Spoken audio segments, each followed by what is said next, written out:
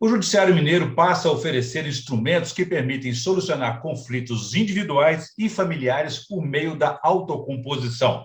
O que é de novo e quais são os métodos consensuais? Quais seriam as demandas? Esses são os principais temas de hoje do Pensamento Jurídico, uma produção da Associação dos Magistrados Mineiros, a AMAGES. E para falar sobre o assunto, eu vou começar com o desembargador Nilton Teixeira Carvalho, que é terceiro vice-presidente do Tribunal de Justiça de Minas Gerais e também professor da Escola Superior Dom Helder Câmara, nas disciplinas Direito de Família e de Processo Civil. Doutor Nilton, obrigado por participar novamente do Pensamento Jurídico. Sempre um prazer, estamos sempre às ordens. Muito bem. Ô Zé, e a você que está nos acompanhando, aí, por favor, inscrever-se no canal da AMAGES no YouTube e envie suas sugestões e comentários, que serão muito bem-vindos. Muito bem. Doutor Nilton, o que há de inédito, né? O que há de inédito nessa medida do tribunal? Qual é a importância da autocomposição para solucionar aí, conflitos nos lares? Bom, de inédito é porque nós temos a lei de violência doméstica, a Lei Maria da Penha, né? E geralmente, quando ia lá no juizado, por questões de crime, há um envolvimento também de matérias relacionadas à família. E ficava aquela divisão, o processo criminal por um lado, várias ações cíveis por outro lado, eternizando essas questões envolvendo família, que precisam, justamente ser família, precisavam ser resolvidos o mais rapidamente possível. Então, a partir de uma provocação do juiz Marcelo Gonçalves de Paula, lá do 2º Juizado da Violência Doméstica, nós reunimos com o doutor Cleito Rosa de Rezende, que é o juiz do Sejusc, e vimos a possibilidade a própria Varas de Violência Doméstica encaminhar para o Sejusc essas demandas que nós resolvemos todo de uma vez só. Sejusc é o Centro... Sejusc Belo Horizonte. Centro Judiciário de Solução de Conflitos e Cidadania. Desculpa, a gente acaba, né, mudando. Só para esclarecer aqui. Bem lembrado, Orion. Seja Centro de Solução de Conflito e Cidadania, ou seja, é o local onde se estão realizando as conciliações, inclusive pré-processuais, ou seja, antes da demanda, em todas as comarcas de Minas. Mas essa questão, nós estamos, primeiramente, em Belo Horizonte, com a proposta de depois estendê-la nas outras comarcas também. Mas é aquela proposta. O próprio juiz da Vara da Infância e Juventude, o juizado da violência doméstica, melhor dizendo, já encaminha para o Sejusc, que já chama a família prontamente e já resolve num pacote só, vamos dizer assim, todas as questões que estavam dificultando, entravando o diálogo naquele seio familiar. Ou seja, essa definição da solução de ser dialogada é feita por esse juiz, que encaminha, então, para o Sejusc, e é ali onde estão todos os métodos consensuais disponíveis para essa solução. Quais seriam esses métodos? Bom, nós temos lá a mediação, né, onde o juiz fica neutro. Nós temos a conciliação, que é o tradicional, onde já há uma certa interferência do juiz. Nós temos a constelação sistêmica, que foi implantada por nós através do NUPEMEC, que é o Núcleo Administrativo e Executivo de Conciliação nos estados todos. Nós temos, então, também a justiça restaurativa. Então, especificamente na área de família, novidades a constelação familiar e a justiça restaurativa, no sentido de não só, como acontece geralmente com uma sentença, o judiciário dá uma sentença e pronto, acabou. Nós queremos que seja restaurado mesmo, no todo, essas questões familiares. Então, são essas propostas.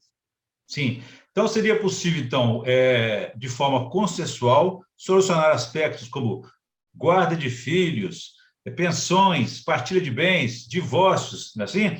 E como é que ficariam, então, os casos aí, os julgamentos ditos criminais, onde houver agressões, por exemplo?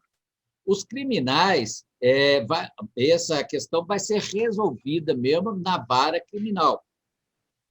O SEJUS que vai resolver, porque há até o impedimento legal, né, de conciliar por enquanto ou de transacionar essas questões. Mas, então, no crime, nada impede que lá o próprio promotor deixe de oferecer denúncia, né, ou resolva a questão lá. Aqui, no SEJUX, vão ser questões cíveis. Todas essas ações mencionadas por você, guarda, alimentos, visita, porque é importante também para não afastar os pais do filho, né? Porque nós temos visto que essas demandas, quando judicializada, demora muito, muito. E cada demora na solução dessas demandas, há um afastamento, há um distanciamento por parte do pai com relação aos filhos. É isso que nós queremos evitar, e nós compramos de imediato esse projeto, porque nós somos juiz na primeira vara de família durante 14 anos, e a gente via todos esses desencontros e acabava nos angustiando por não ter condição de resolver de imediato. Então, nós acreditamos. Entendi. E nós estamos falando de relacionamentos íntimos, né, e de afeto. O ideal é que não haja um processo, né? Por isso que ele é encaminhado para essa conciliação. Estamos falando também de fase processual para evitar que o processo realmente é que ele vai agravar mais ainda esse conflito, né? Essa a nossa preocupação, evitar o processo e evitar que o conflito eternize, porque, como você disse, nós estamos tratando com sentimento.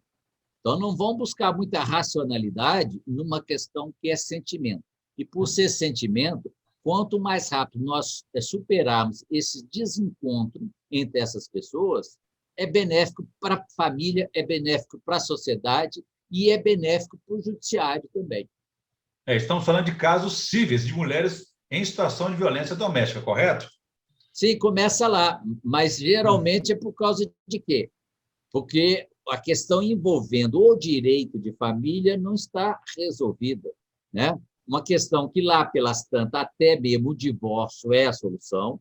Não adianta, nós não estamos no momento de forçar um casamento onde não há afeto, onde não há carinho, e manter esse estado de coisa agrava até mesmo a questão da violência, né? Então, resolver isso tudo para que a criança não sofra com essa falta de atitude dos pais. Aí sim que funciona a constelação familiar, a justiça restaurativa, no sentido da pessoa também não ter medo de dialogar, de trazer os seus desencontros para um debate que deveria ser feito em casa, mas que, infelizmente, ficou travado.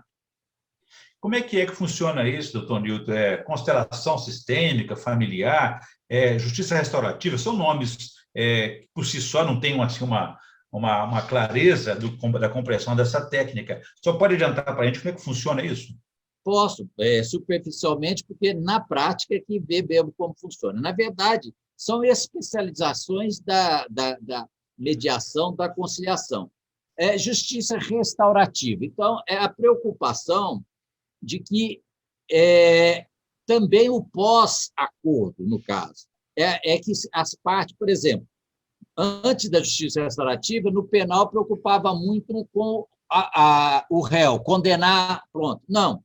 Na justiça restaurativa vai haver um encontro entre a vítima e o réu, no sentido de buscar o restabelecimento do que estava antes do fato acontecer, no sentido de que saber perdoar, saber conversar, sem prejuízo, evidentemente, às vezes, da pena. Mas, antes de tudo, trazer as partes para o debate para que volte ao estado anterior. Nós não podemos, por exemplo, no homicídio, trazer a vida de volta, mas podemos suavizar as consequências, principalmente a partir da conversa entre ofensor e ofendido. Na vara de família também é a mesma coisa. Então, essa é a justiça restaurativa, preocupa com o todo, e não só com uma parte do todo.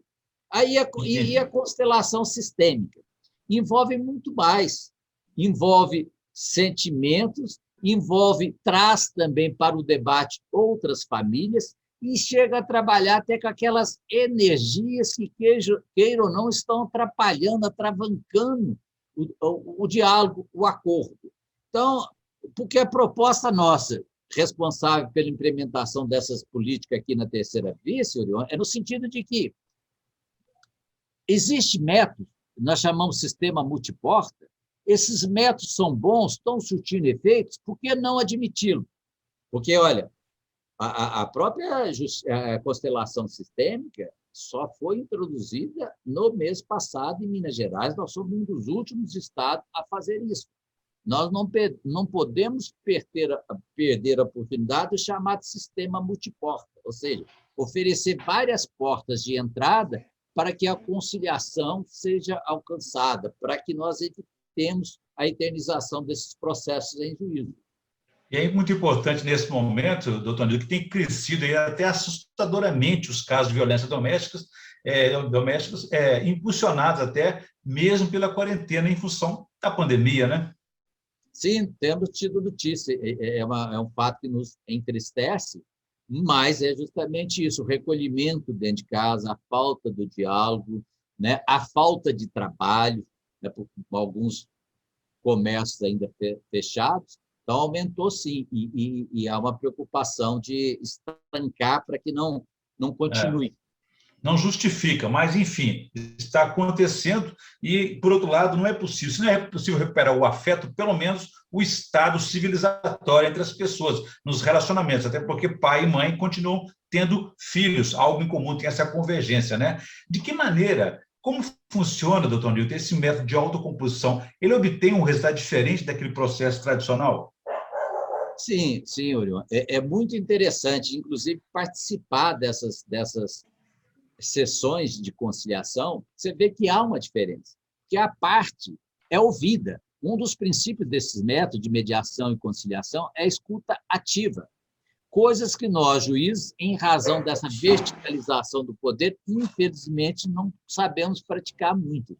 Tanto é que hoje está se afastando da figura do juiz na mediação e colocando um facilitador, um conciliador, porque nós temos que ouvir, a mediação tem o seu tempo próprio, nós temos que saber ouvir, deixar as pessoas, faz parte desse procedimento, deixar falar, ouve uma, ouve outra, porque a parte se sente na construção desse acordo.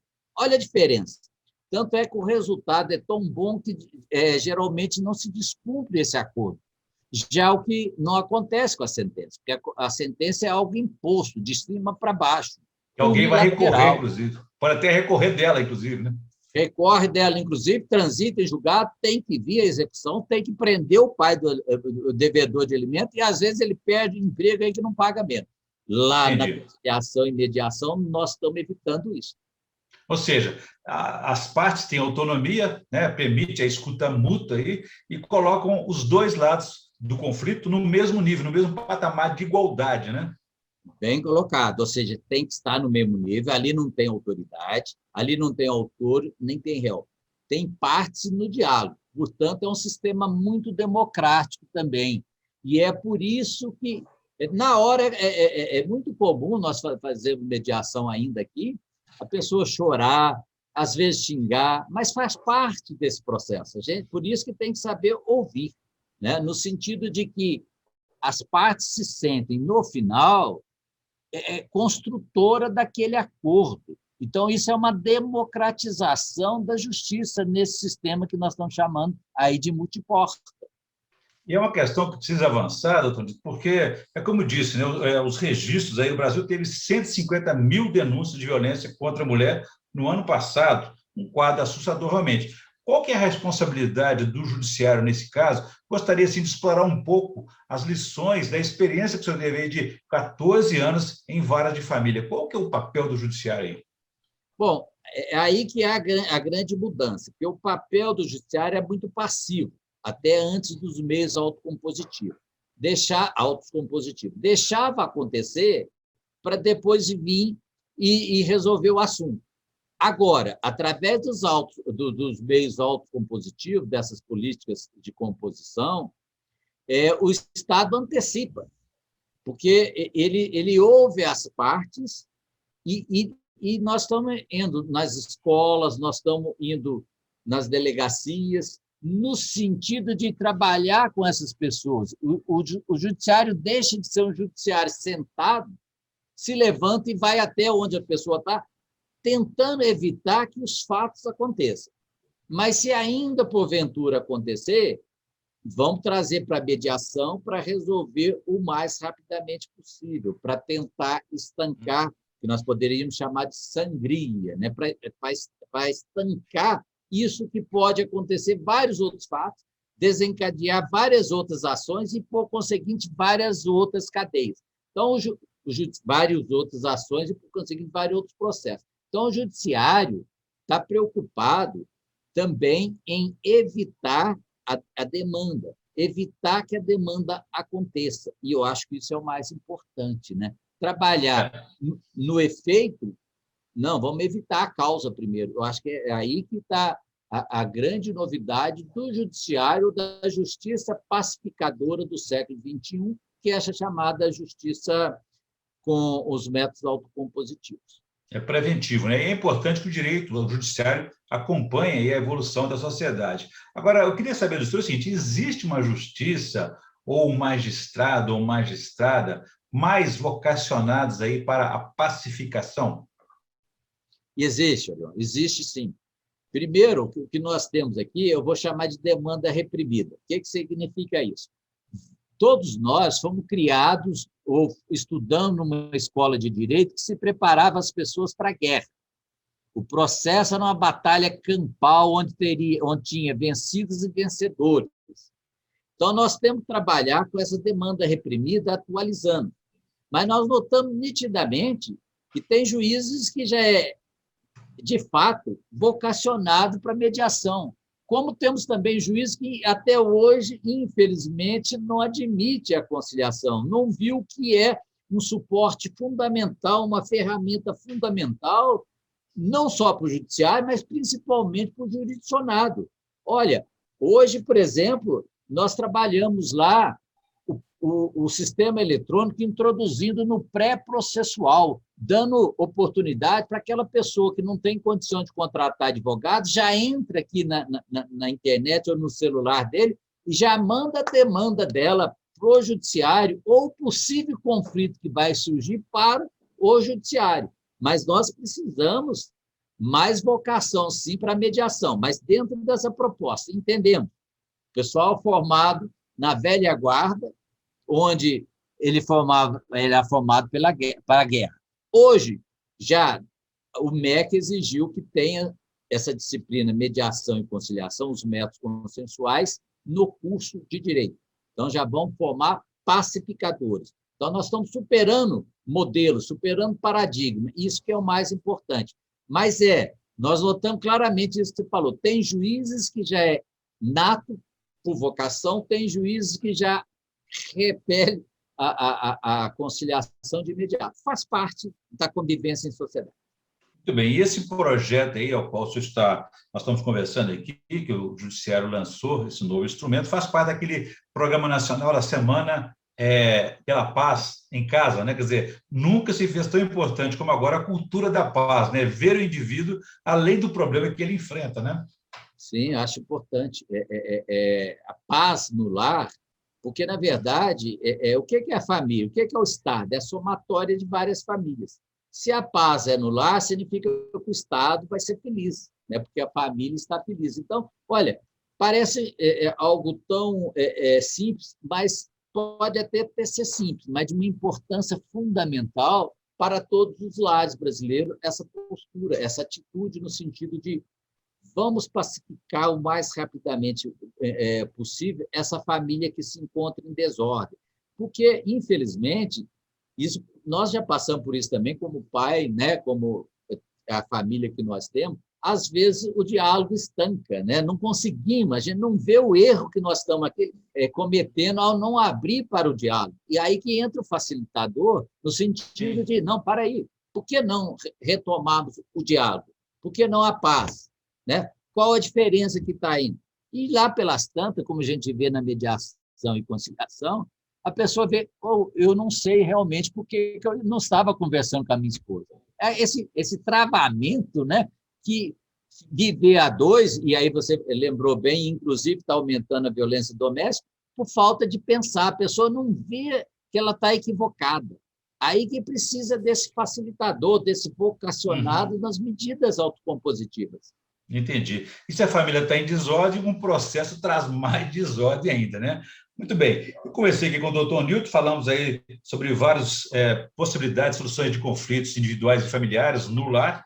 Gostaria agora, doutor Nilton, que a gente faz em todas as ocasiões aqui, pedir a indicação de leitura para a nossa audiência. Por favor, o que o senhor tem para nós? Obrigado aí por poder indicar, porque eu já indiquei para várias pessoas aqui na internet. Eu li um livro que é importantíssimo. É uma ficção que chama Flores para Algernon, que é um ratinho, de Daniel Case. Esse livro trabalha muito também com essa questão, a postura nossa, principalmente para aqueles que acham que já tem uma certa erudição e que dispensa o outro na sua cultura. O simples, que, na verdade, tem grandes saberes, mas que, por preconceito, nós esquecemos. Então, Flores para Algernon me mudou. Lia há 2 meses atrás, hoje tem uma nova postura com relação a essas pessoas. Né? Aquele velhinho lá do interior, muito sabido, muito ouvido lá, mas ele não tem faculdade. E daí? Mas ele tem, sim, cultura. A cultura dele, aquela original. E me permite também, esse aqui, Orion, é um romance. Agora, em termos também do jurídico, mas na política e na filosofia, eu li o Bob, aqui, me permiti aqui, o Norberto Bob, qual é a democracia? Não poderia deixar de indicá-los também no momento onde esse radicalismo entre direita e esquerda não vai nos levar a lugar nenhum, vai nos levar a uma ditadura. Então, nós precisamos preocupar com o Estado democrático de direito, e Bob, em 1959, quando escreveu esse livro, esse filósofo italiano, falava várias coisas que estão acontecendo hoje no Brasil. Qual a democracia? A importância da democracia, essa necessidade de diálogo que tem que haver, nada de ódio, mas sim de diálogo constante entre vários esses partidos políticos, para que a democracia prevaleça, que é como sistema de governo, porque nós não temos outro melhor ainda não. Né? Então, qual a democracia de Norberto Bobbio, prefaciado por Celso Laffer, é interessantíssimo também para todo mundo, e não só para quem vive no mundo do direito. Muito bem. Doutor Nilton, o tempo é curto, infelizmente, poderíamos discutir mais aqui, mas conversamos aqui sobre esses novos instrumentos que agora estão aí sendo adotados pelo Judiciário Mineiro para solucionar conflitos individuais e familiares nos lares por meio da autocomposição. Muito obrigado pela entrevista, foi um prazer recebê-la aqui no Pensamento Jurídico.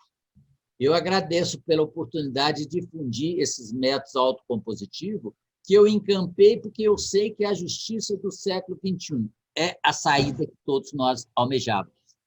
Muito bem. É você que nos acompanhou, pode ver e rever essa entrevista nos canais da Amages no YouTube, nas redes sociais e também no site da associação. Obrigado, ficamos por aqui e até a próxima.